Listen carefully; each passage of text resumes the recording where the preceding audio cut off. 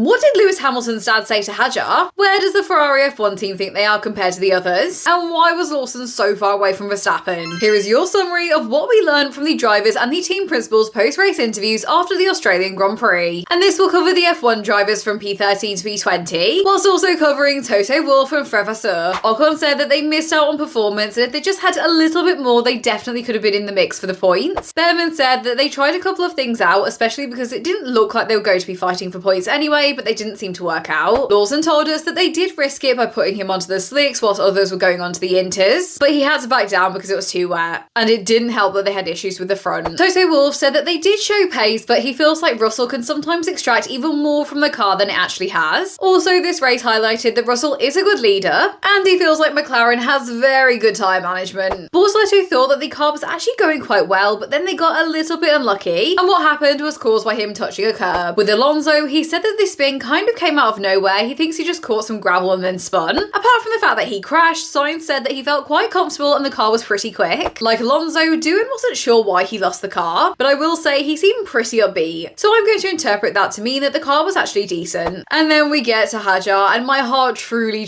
broke for him. When I see someone else cry, I start to cry, and it's not a good mix. As I think we all know by now, what essentially happened is that he warmed up the tyres and then overdid it. He ended up losing the rear of the car, and he said that the car snaps quite quickly in these conditions, and overall he was embarrassed. And I think one of the reasons for that is because he said he knew that the conditions would be tricky, but the car was drivable. Moreover, he said sorry to the team and close ones to him who were watching. But he said that what Anthony Hamilton did was a really nice gesture, and I assume this is Hadjar paraphrasing, but apparently Hamilton's dad said that he should keep his head up and still be really proud of himself. And then we end it on the Ferrari F1 team principal, who is definitely trying to keep the Tifosi spirits up. He said, yeah, the quali pace was slower than McLaren, but the race pace was pretty similar to Mercedes. It just wasn't the right strategy. But behind McLaren, they're all pretty close.